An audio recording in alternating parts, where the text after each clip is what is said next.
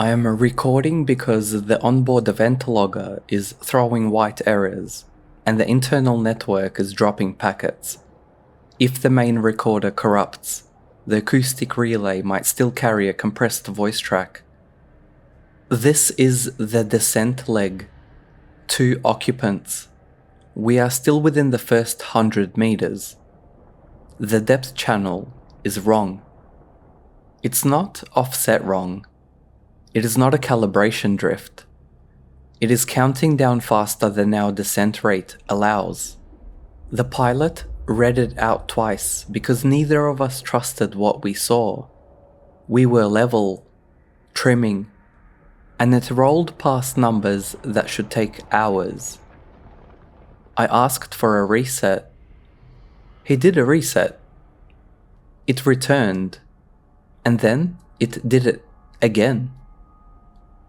Topside thinks it's the pressure transducer seeing aeration in the first layer. That's the official answer. I accepted it because I didn't have a better one. The readings stabilized once, briefly, long enough for me to tell myself the sensor was getting a clean column. But the stabilized number is still wrong. We are too deep for where we are. I'm saying that out loud because it changes how you interpret everything that comes after. The first sonar ping after launch returned like it hit something broad and close. There's nothing broad and close in this water. We are in open ocean above trench coordinates. The pilot is calling it surface clutter, bubble noise, a school of fish. There are no fish on the camera. At 70 meters, we felt contact.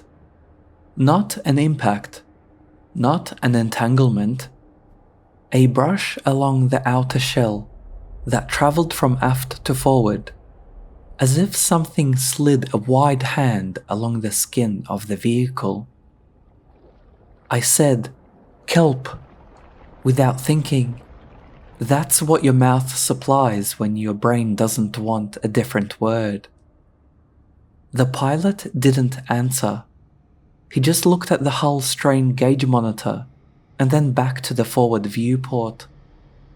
Nothing visible. Water clear. No debris stream. No line. He tapped the hull with a knuckle. Procedure? Superstition? I don't know. A light knock, the kind that you do when you want to prove you're not spooked. There was a pause. Something tapped back. It wasn't loud. It wasn't even properly audible. It came through the hull as a vibration you felt in your teeth, more than in your ears. A single pulse, with a soft beginning and a clean end. We did not tell topside. We continued descent. We passed into colder water. The temperature gradient was normal. The camera feed was normal. The manipulator arm cams were normal. The depth channel began to lag the other sensors. That sounds safe. Lag is better than runaway. But it does not lag. It's as if the instrument is trying to decide what the depth to be. It updates, pauses, updates again. Sometimes it jumps. The pilot asked for the independent depth source. We have one. Different manufacturer, separate power rail. It agreed with the wrong number. Topside said, "Are you sure you're not looking at the sim channel?" We are not in simulation. I watched the pilot switch the display input live. I watched the numbers remain. We are too deep for where we are. There is a sound in the cabin that isn't coming from any fan. low frequency, under the life support hum, under my voice when I stop speaking. It's the kind of sound you normally attribute to your own blood pressure. I turned off one bank of lights and it got clearer, which makes no sense. The pilot says it's the hull resonance and told me not to chase it. I'm documenting it anyway because it comes and goes with the depth jumps. There is a point on the curve where the low sound sharpens, like a focus. When the depth readout jumps, it sharpens. When the depth readout pauses, it dulls. Like the number is tied to the tone. Topside asked for a sonar sweep. Wide angle. Slow. We did it. The return filled the screen with layered echoes. Multiple returns stacked at intervals that imply surfaces at different ranges along the same bearing. That happens in complex terrain. It happens around cliffs. It happens near wreckage fields. We are not near terrain. We are in water column. Topside said it might be a thermocline reflection. They started using words like multipath. That's a real phenomena, and it's comforting to have a real term. But the time spacing on the echoes isn't consistent with the multipath.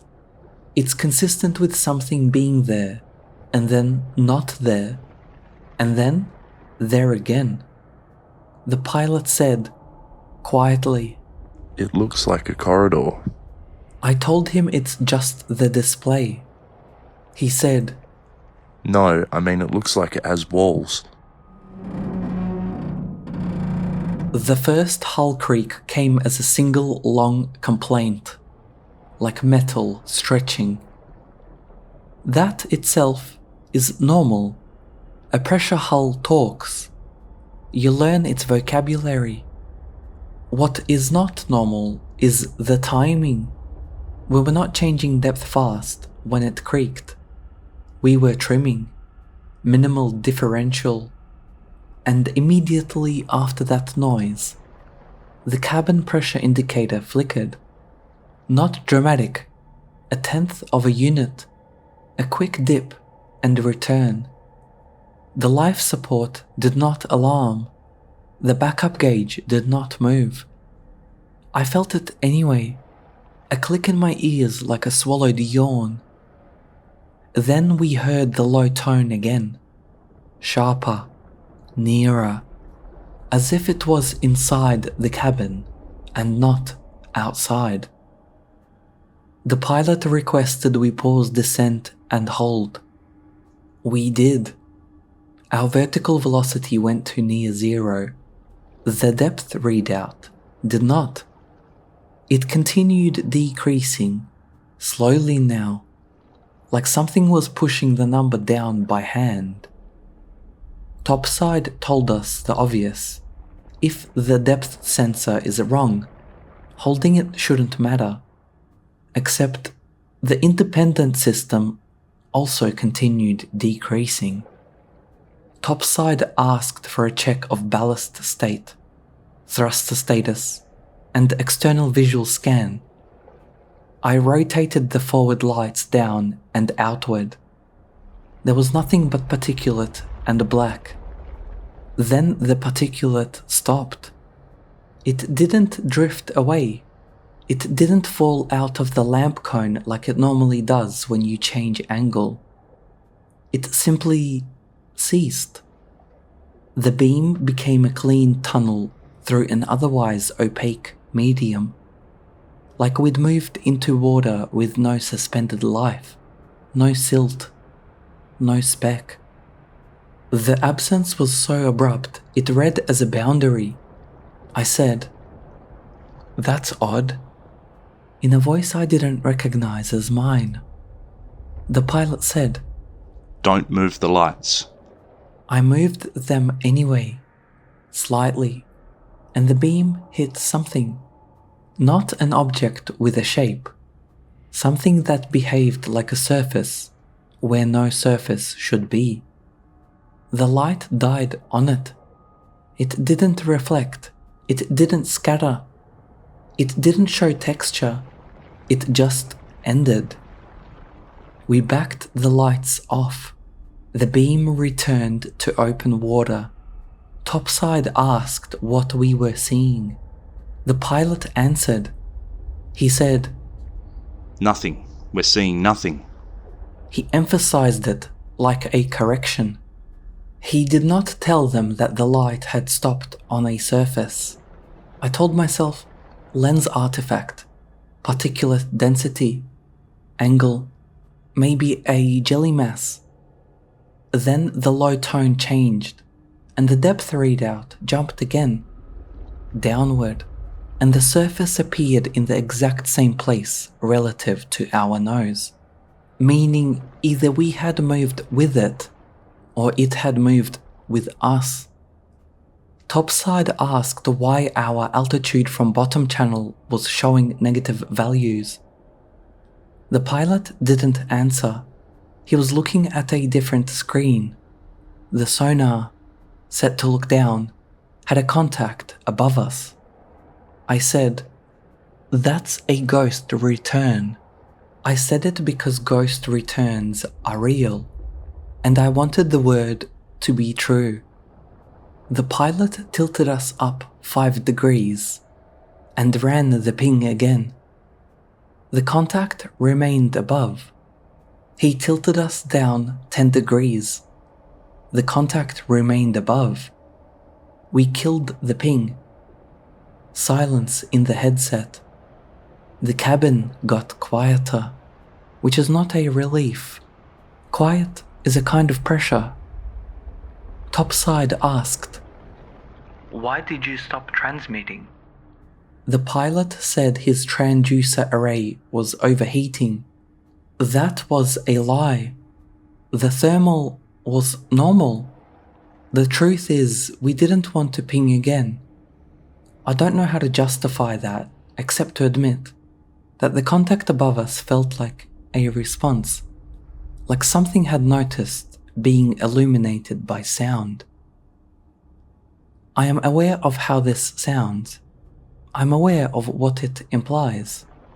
I am also aware that if you report a presence inside an expensive vehicle, the next thing that happens is you never get in one again. So I kept my language narrow. Instrument anomalies, visual anomalies, acoustic anomalies. That's all. The pilot began a slow ascent anyway, without saying it out loud. Thrusters reversed. Ballast was unchanged. The climb rate was modest. The depth readout continued to decrease.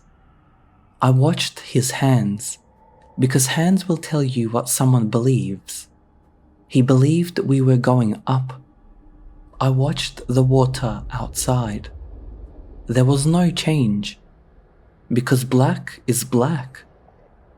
The cabin pressure flickered again, another small dip, and the low tone sharpened until it felt like a vibration behind my eyes.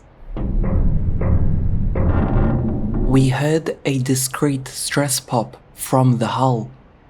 One, clean, like a knuckle cracking. Then a second.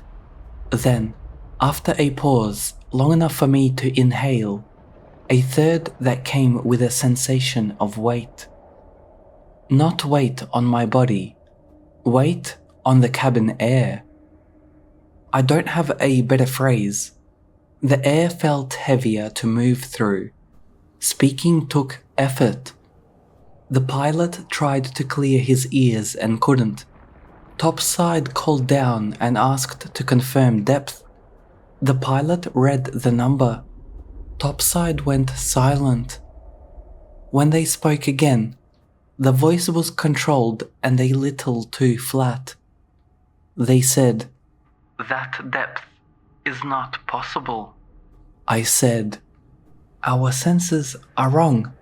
I said it quickly, like speed could make it true. Topside said, Both sensors?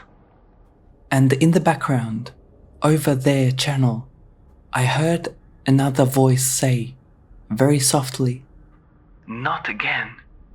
We asked what they meant. Topside said it was a misheard comment. Crosstalk. They told us to remain calm and run a systems check. We did. Power stable, CO2 stable, O2 stable, battery stable, thrusters responding, cameras nominal.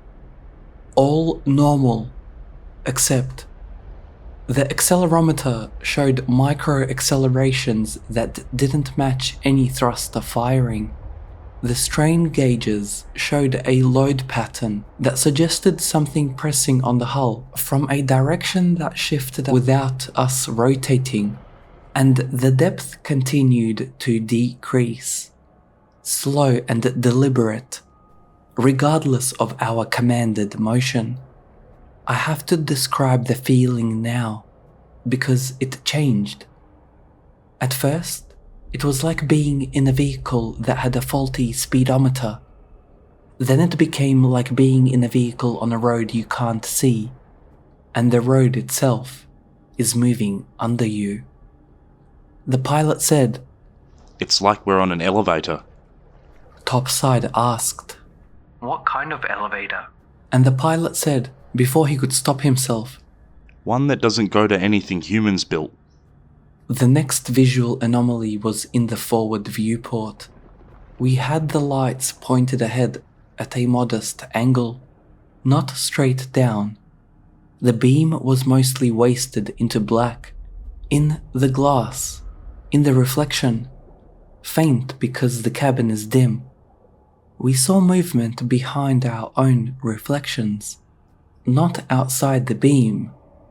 In the reflection, as if something in the dark was close enough to act like a mirror, but not reflective.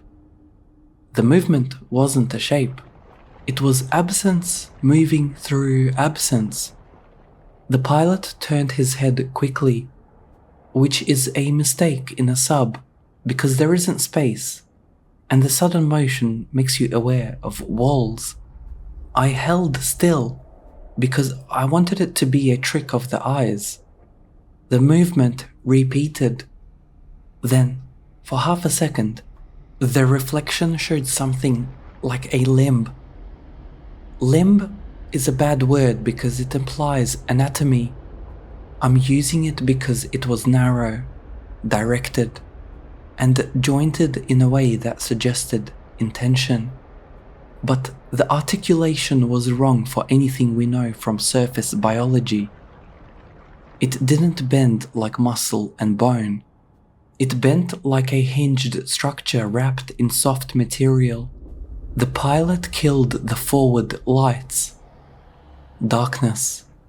Then the tapping started again. From a different place on the hull. One pulse. Pause. Two pulses. Pause. One. Like it was learning. Topside requested a status report. The pilot gave them a sanitized version. I listened to myself stay quiet, and I hated that I was complicit. But I understood the instinct. You don't widen the panic surface side unless you have to. You don't say, "We are being interacted with," on an open channel. Topside instructed us to drop a small ballast and begin a controlled ascent. They were firm now. No discussion. The pilot armed the release. Before he triggered it, the depth readout stopped moving. It held. For the first time since launch, it held steady, and the low tone in the cabin softened. The pilot looked at me and said, It heard that. I asked what he meant. He said, It's waiting to see what we do. He triggered the ballast release. The oxygen alarm beeped once. a soft chirp, and then went silent, as if it had been muted. The display still showed normal oxygen. The backup gauge still showed normal oxygen, but the alarm log recorded a drop that did not appear on any screen, a problem that exists only in the record.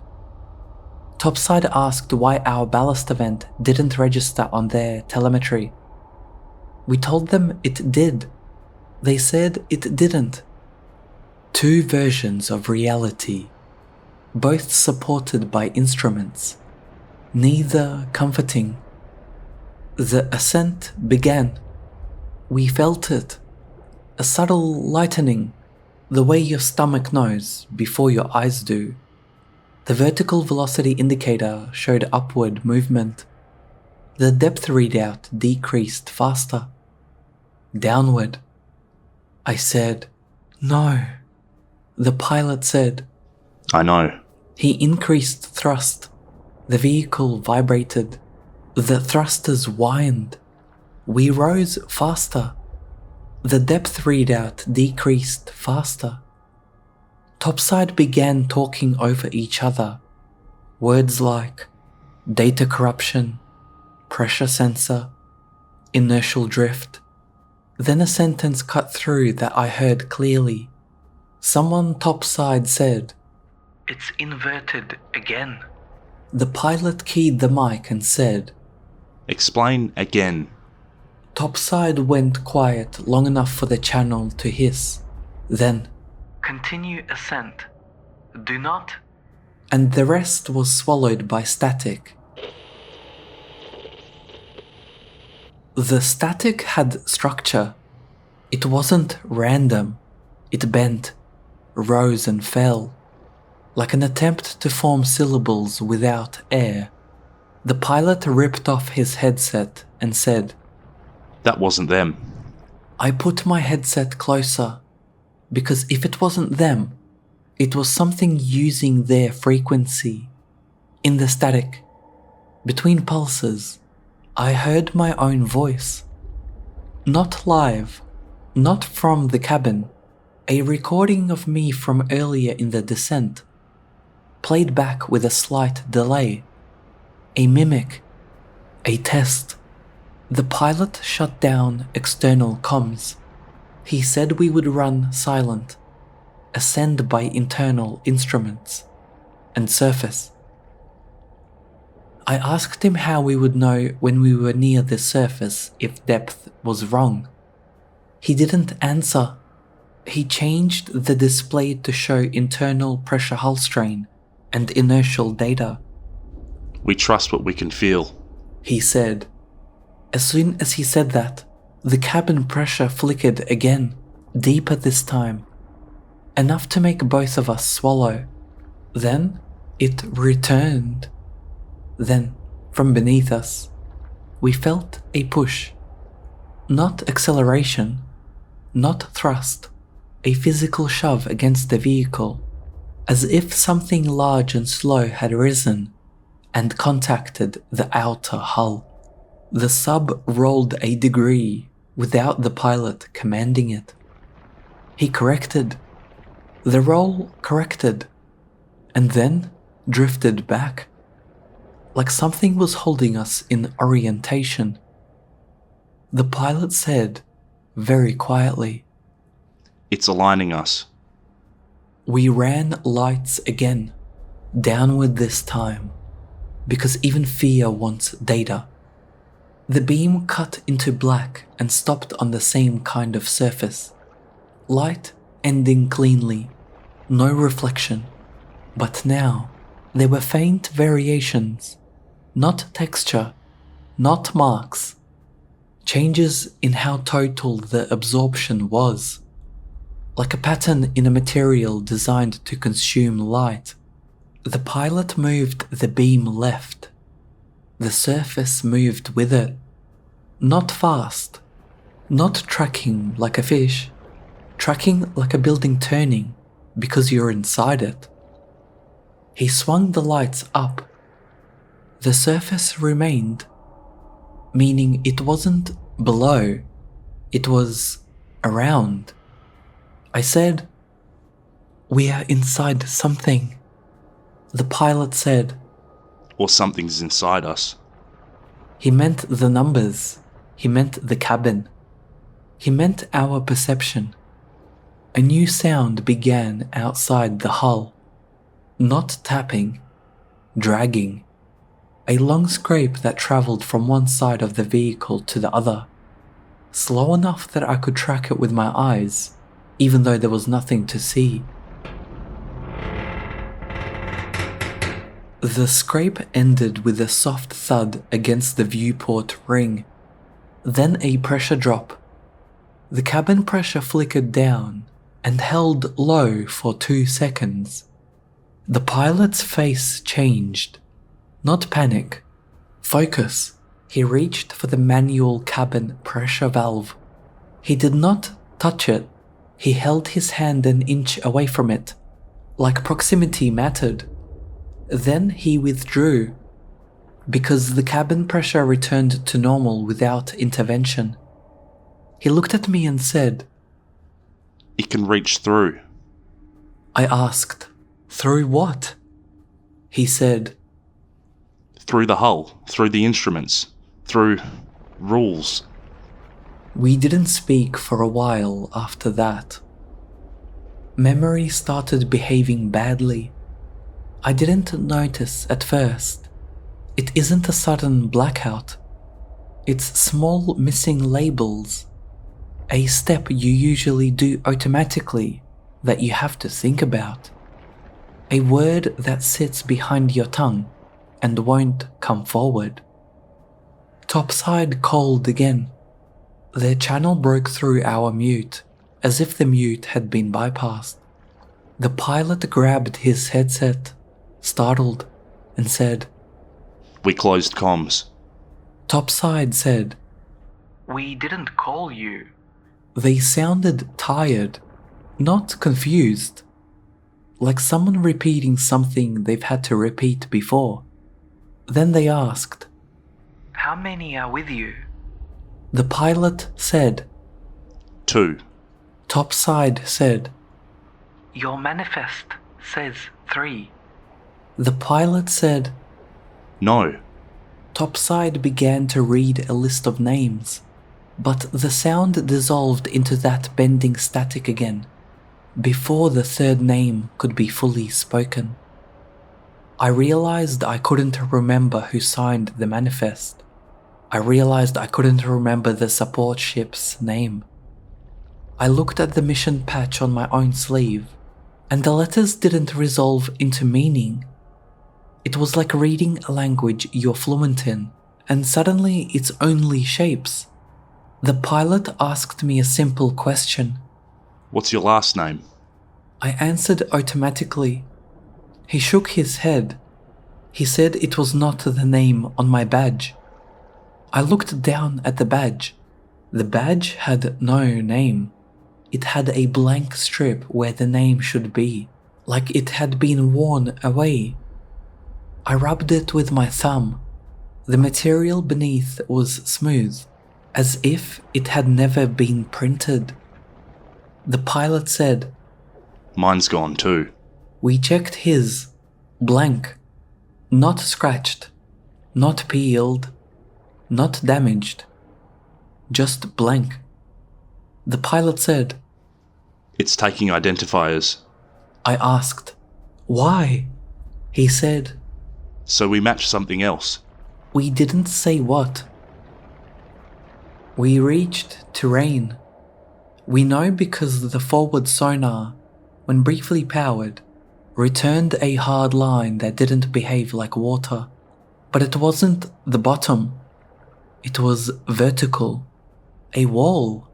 And it was too clean. Natural trench walls are chaotic at our resolution. Talus, outcrops, slopes. This was a plain. The pilot brought the vehicle closer, slow, because curiosity is a defect we accept as a feature. Our lights touched the wall and stopped dead again. But in the absorbed black, there were edges. Straight edges that met at angles too consistent to be random. The pilot said, That's constructed. I said, geology can do that. I said it without believing it. The wall had a seam, not a crack, a seam. And the seam ran straight down into darkness beyond the reach of our lights. We hovered, a meter off, and the sub drifted toward it without thrust. Like the wall had a pull. Gravity perception changed. That's the only honest phrasing. We remained upright relative to our instruments. The pilot's level indicator was stable, but the cabin's down shifted. A pen on the shelf rolled toward the viewport instead of toward the floor. A loose cable floated, not weightless, but as if the weight direction had rotated 90 degrees. I watched a bead of condensation on the interior glass slide sideways. The pilot said, We're not level. His instrument said we were. He trusted his body. He nudged thrusters to correct. The instruments protested. You are tilting. His body felt like it was saving us. The pen rolled back. Then, very slowly, it began rolling again, toward the viewport, while the pilot held position, like something outside was changing what down meant inside. The pilot whispered, It's testing interior conditions. I said, Can it do that? He said, It already is. We heard a voice in the cabin, not over comms, not from the headset, a voice in the air. It spoke one word, my first name. I'm not saying it here because I don't trust the file, and I don't trust what hearing it back might do to the person listening. That sounds irrational. I'm aware. I'm still not saying it. The pilot heard it too. I know because we looked at each other at the same time. He said, Did you? I said, No. The voice came again, softer, as if further away. My first name again. Then the low tone sharpened and the cabin pressure flickered down. The oxygen alarm chirped and muted itself. The pilot said, We're leaving. He armed emergency ascent, ballast dump, maximum thrust, no finesse. He hit the dump. Nothing happened. No release clunk, no buoyancy change, no acceleration. The indicator showed release complete, but the sub stayed where it was. The pilot slammed the manual. Still nothing. Then, outside, along the wall seam, something moved. Not a creature swimming. Sections of the black surface folded. Not like skin, not like doors, but like layers of material reconfiguring. The seam widened, and behind it, the lights did not find water. They found depth, not empty space, not black, a kind of darker volume that made the water we were in feel like a thin layer. The pilot said, That's not ocean. We should have backed away. Instead, both of us leaned forward. I understand now how stupid that sounds, but it wasn't stupid in the moment. It was compelled. The seam widened because we were watching. That's the only correlation I can make. Whenever the lights centered the seam responded. When we moved the beam away, the seam slowed. Like the system behind it required observation to finalize state. I reached for the controls without permission and swung the light straight into the seam. The pilot shouted my name. I didn't stop. The beam went in and didn't return, as if swallowed. And then, inside the seam, a shape resolved. Not fully, not cleanly, not something you can draw, but an alignment. Something that had a front and a side. Something that had elements that could be limb-like and also structural braces. It did not swim. It did not flap or undulate. It rotated in a way that ignored inertia, like a model turning on a computer screen. And it was vast. Not because it looked big in the beam, because the beam could not contain it. The edges of it were not reached by our light before the light died. The pilot whispered, "Turn it off." I turned it off. In the darkness that followed, I saw an after image in my own eyelids, not of a creature, but of a geometry that felt wrong to have in my head. The tapping changed. It became a press, a slow, steady pressure against the hull that built over seconds. We watched the hull strain gauge. We expected it to spike upward. It went down, down, as if the hull was under less external pressure. The pilot said, "That's impossible." I said, "Maybe the gauge is inverted."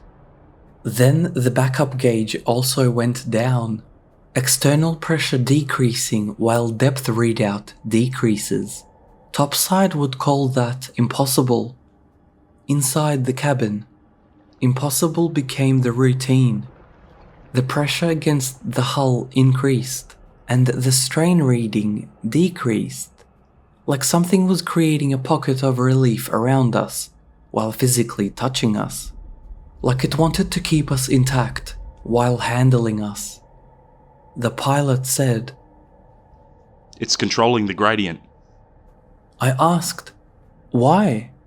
He said, "So it doesn't break the container, so it can keep looking." Then the viewport frosted, not with ice, but with a fine condensation pattern that formed in a ring, like breath on glass, but the pattern formed from the outside in, a circle closing, a lens. We got a visual, only for a second. The forward lights came on, by themselves. We did not switch them. They strobed once, low intensity, and the viewport showed the outline of something pressed against it. Not a face, not a hand, a contact surface with ridges that were too regular to be natural skin and too irregular to be machined metal. It did not compress as it pressed. It conformed, as if it was both stiff and fluid. The pilot flinched back. His shoulder hit the cabin wall. There isn't room to flinch in a sphere. You just hit a boundary. The contact surface withdrew without leaving suction marks, without turbulence, without any movement in particles, because there were still no particles. The light cut off again.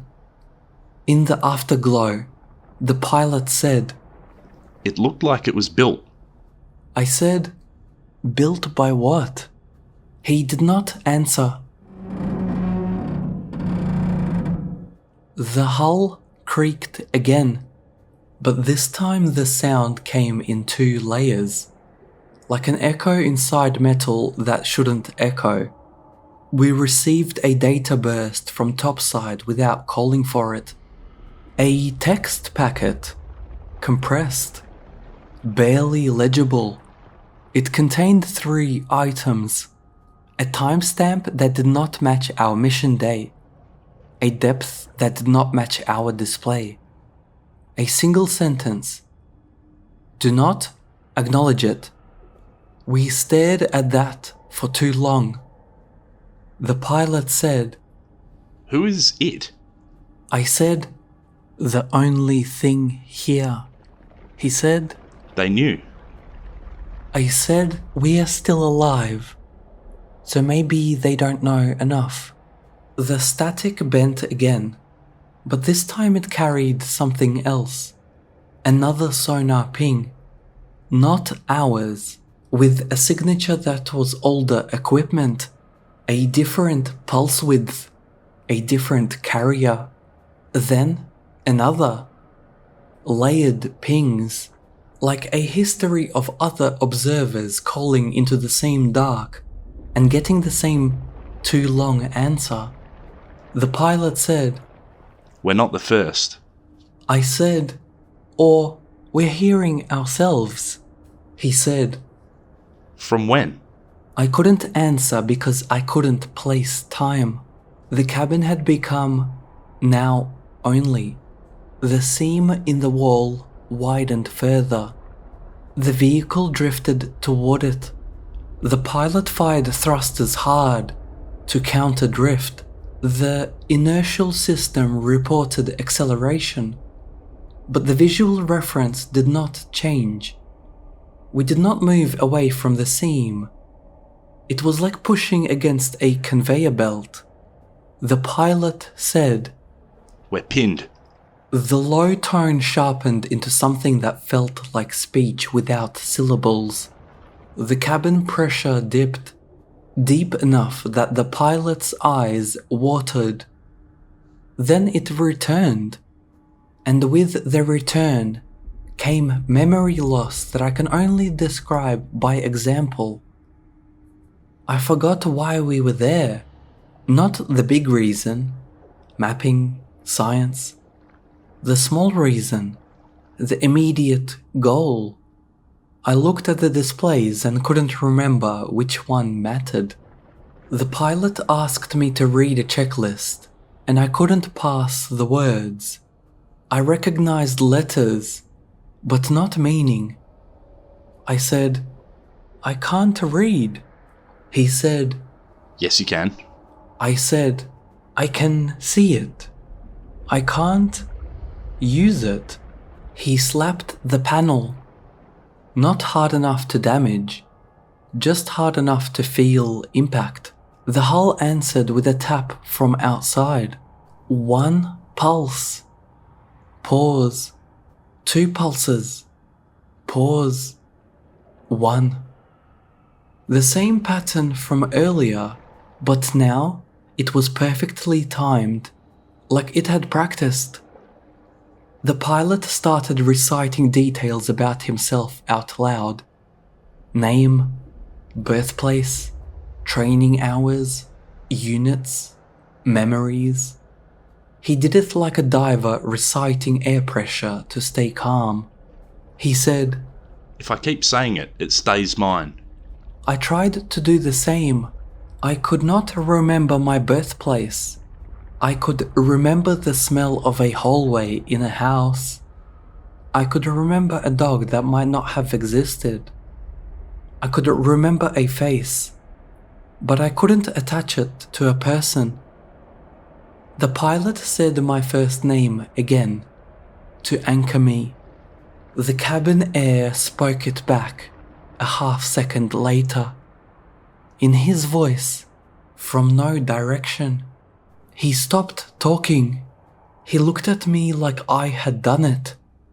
I said, That wasn't me. He nodded slowly. Then he did something I will never forget, because it was the last cleanly rational act. He covered the forward viewport with a stowable panel. He said, No more looking. The lights still came on behind the cover, dimly, throwing a diffuse glow around the edges. Outside the covered viewport, the hull was still being pressed, gently, patiently, like fingers on the outside of a container. With the viewport covered, the pressure in the cabin changed again. Not the gauge, our bodies. My sinuses felt compressed. My teeth ached like barotrauma, even though we were in a sealed cabin. The pilot vomited once, controlled, into a bag, cleaned it immediately, and then sat still with his eyes closed. He said, It's inside. I asked, Inside the hull? He said, Inside the perception. I can feel it learning my parameters. Then he said words that I did not understand until later. It doesn't have to crush us. It can just reassign us I asked, To what? He said, to whatever fits down here. A sonar ping occurred. We did not turn sonar on. The sound came through the hull as a vibration, and the echo was not delayed by distance. It returned immediately, layered, like we were inside a chamber that was touching us. Then the low tone resolved into a sequence. 3 pulses, pause, 1 pulse, pause, 3 pulses. Not Morse, not anything I know, but it was deliberate. The pilot opened his eyes and said, It's sending. The wall seam closed. Not slowly, not dramatically. It just became a wall again. And the moment it closed, the vehicle became buoyant. We rose. Our bodies felt it. The pen slid back. Condensation moved toward a new down. The pilot dumped remaining ballast and fired thrusters upward. We ascended. The depth readout decreased faster. The pilot laughed once, a single short laugh that had no humor. He said, It's letting us leave. Topside channel broke through again, loud, urgent, full of clipped words. Do not surface. Repeat. Do not. I shouted, We are coming up. Topside said, You are not. I said, We are rising. Topside said, Your package is not rising. Your package is stationary at. and the depth value they read out was a number I had never seen tied to Earth. Then they said, Listen to me. If you break the boundary, The sentence ended in bending static. The static this time formed a clear imitation of a human inhale. Then my inhale. Then the pilot's inhale. Then a third inhale that belonged to neither of us. We saw marine life. That should have been comforting. It wasn't. A small pale organism hovered in the light, unmoving, as if pinned in place. Another beyond it, also unmoving, a scattering of them, like a field of suspended debris, except each one was alive, or at least shaped like life, and none of them reacted to our lights or thruster wash. The pilot said, They're not swimming. I said, Maybe they are dead. Then one of them turned, without moving its body through water, as if rotating on a fixed point. It oriented toward us, not toward the light, toward the cabin, toward where the eyes would be. Then it stopped. The pilot shut off the lights again. In darkness, the low tone sharpened. The depth readout paused. Then, slowly, it began decreasing again. We were not ascending. We were being carried. I have to describe what the movement felt like. Not up or down, sideways through a column that didn't behave like a column, as if the ocean had layers like tissue, and we were sliding between them. Water outside the hull began to look thicker when the lights were on. Not murky, not full of silt, thick like a gel. Thruster wash did not create the normal swirl of particles. Instead, the beam showed smooth distortions, slow ripples in the medium, like pushing a hand through clear syrup. The pilot said, "This isn't water." I said, "What is it then?" He said, "The ocean is the top layer." That is the first time either of us spoke a thought that had no scientific basis. We said it anyway because we had run out of normal explanations. Then the hull press returned. From below. A steady, gentle lift, like a palm under a sphere. The hull creaked, but not in complaint, in adjustment. We reached a void. Sonar, when it came on by itself again, returned nothing below. No bottom, no wall, no range.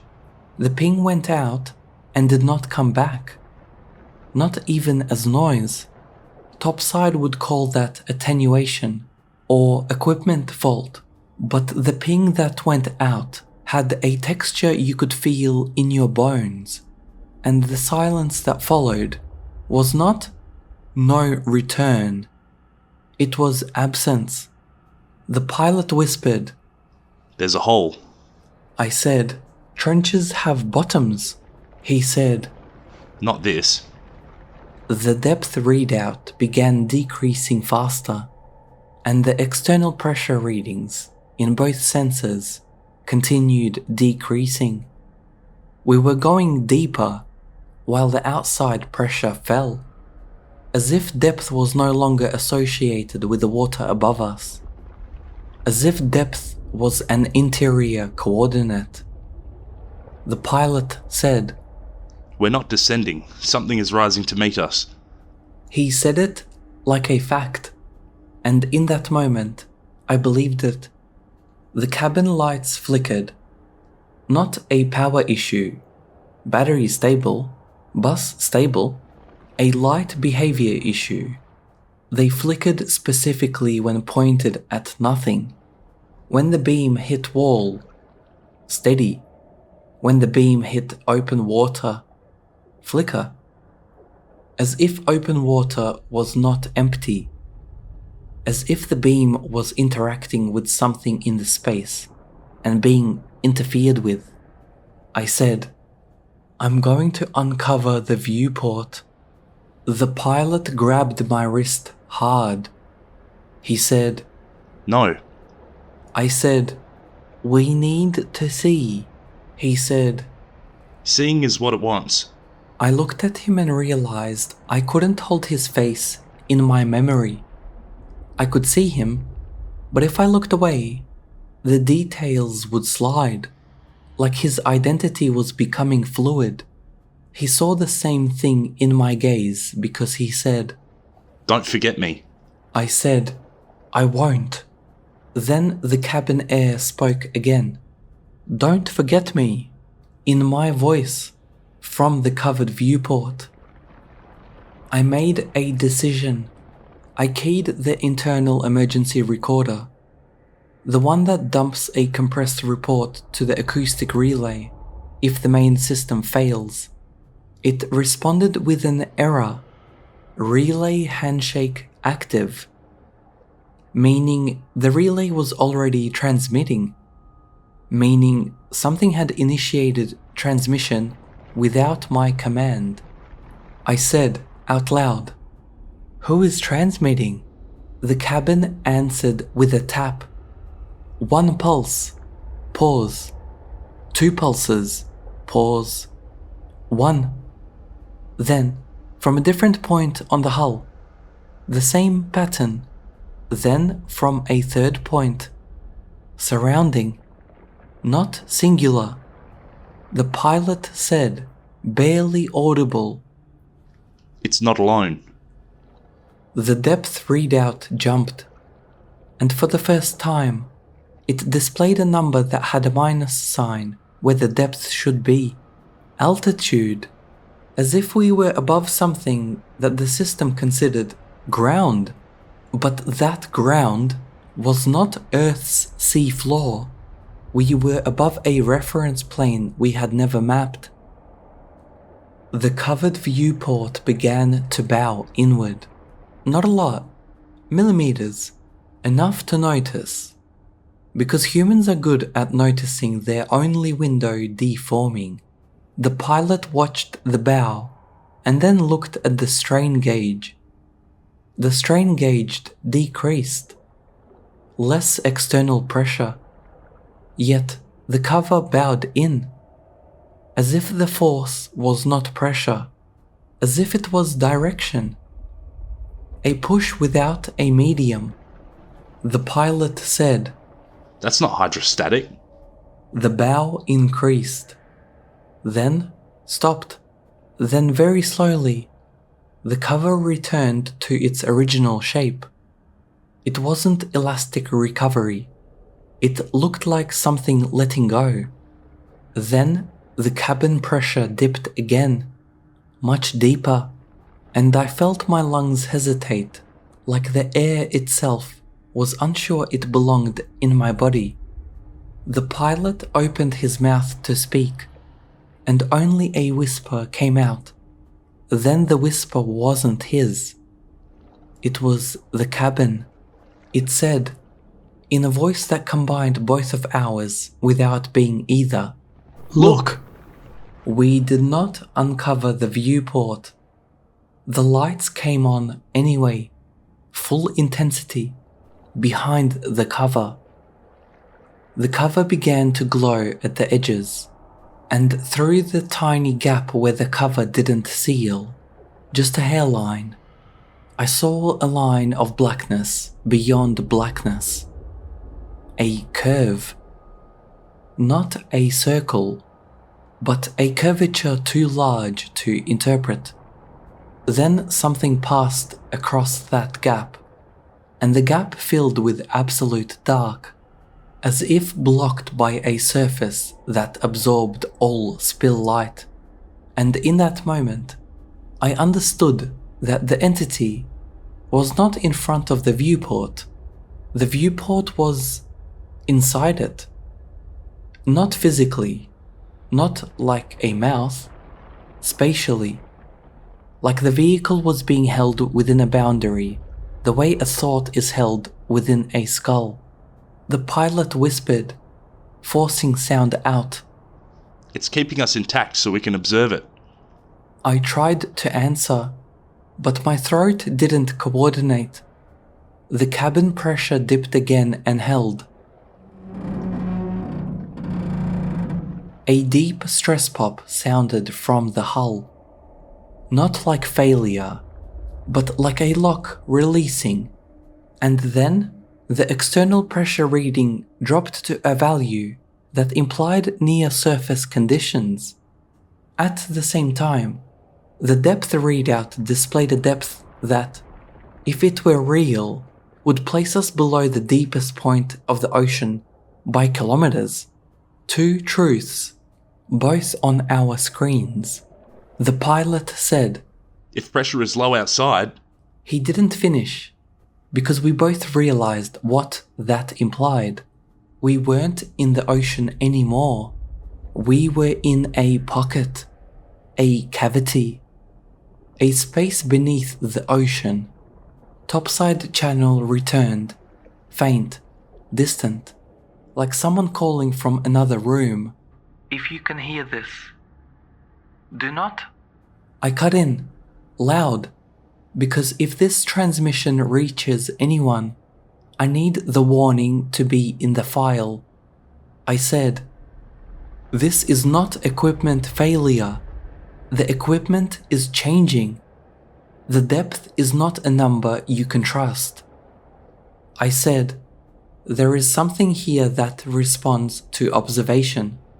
It can interact physically without increasing pressure. It can change cabin sensation without breaching the hull. It can mimic transmissions. It can mimic voices." I said, "It does not attack. It studies." The pilot grabbed my shoulder and pointed. At the cabin wall. At the blank name strip on the mission patch. Letters were appearing. Not printed. Not scratched in. Appearing as if the fabric had always been woven that way. The letters formed a name that was not mine. The pilot's patch did the same. A different name. Then the headset, which was not powered, whispered my first name again. Then, in the same whisper, asked, How many are with you? I heard myself answer, not as speech, as thought. 3. The pilot said, No, 2. But when he said it, his voice sounded wrong, like the vowels had been compressed. I looked at him and saw, just for a second, his proportions shift, subtly, as if my brain was trying to fit him to a template it had been given. Then the low tone sharpened to a point, and the cabin lights dimmed.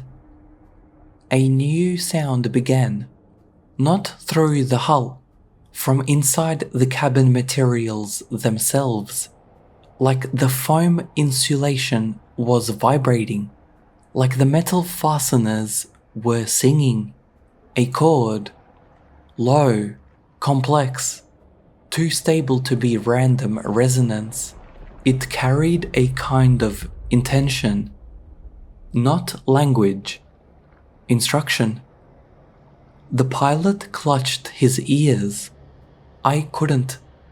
My arms felt wrong, heavy and slow, not paralyzed, just delayed. The pilot mouthed words I couldn't hear, then forced sound. It's sinking. I looked down and realized the time on our main display had changed. It was no longer counting mission minutes. It was counting down, toward 0. I said, "What happens at 0? The cabin answered with a tap pattern. Not the old one. A new one. Longer. Patient. Like it was spelling something out. I couldn't decode it, but my body understood it as dread. The forward viewport cover unlatched.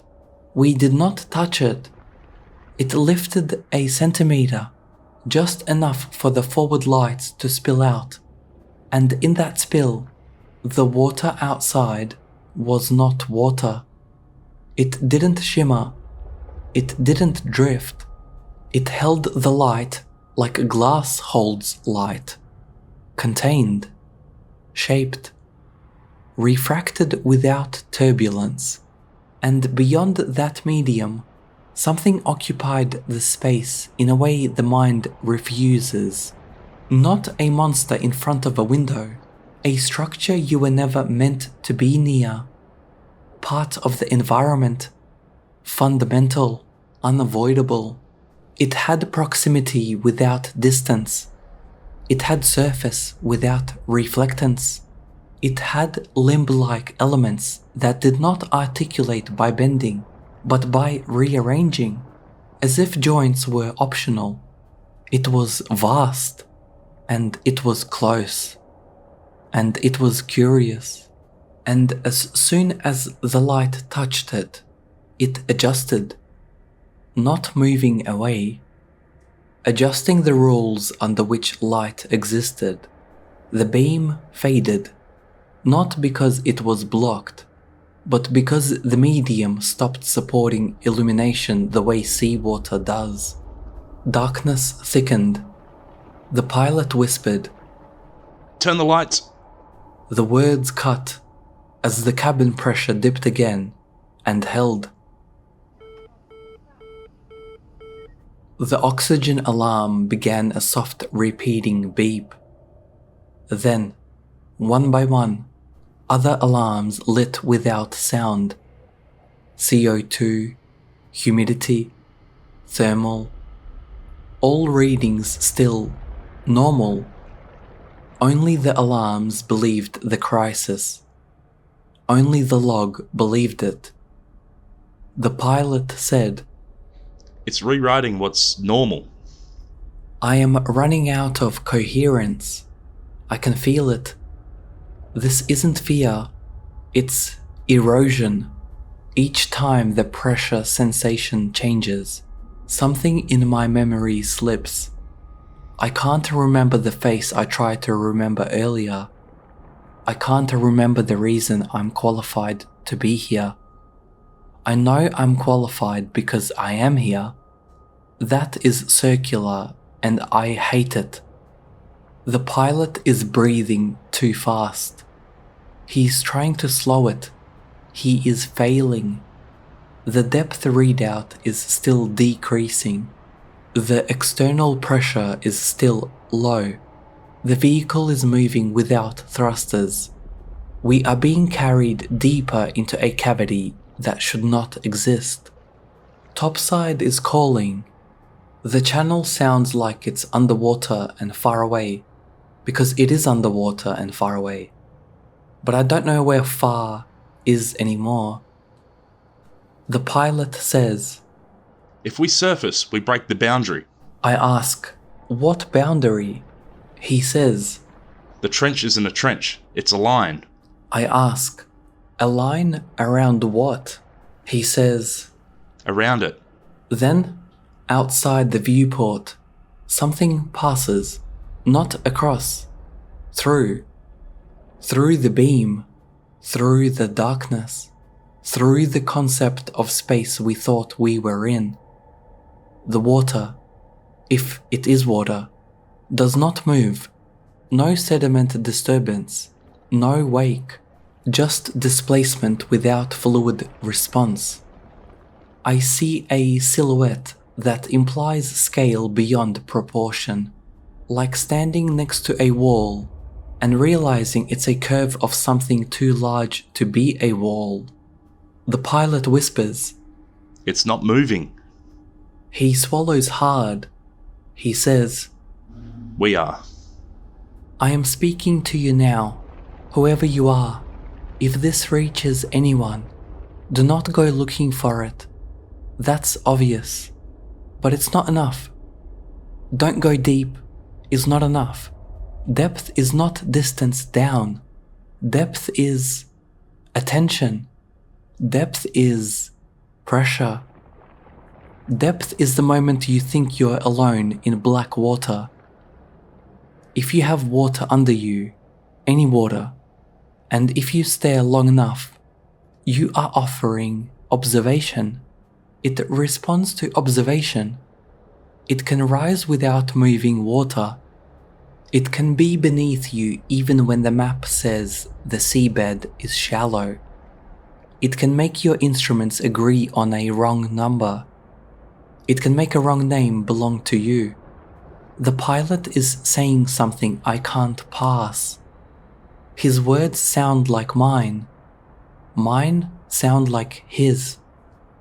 The cabin is humming that chord again. The foam is vibrating. The metal is singing.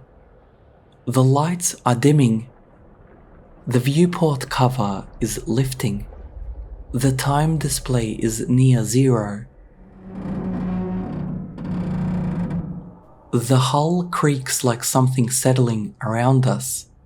Not crushing, settling. Like a lid closing.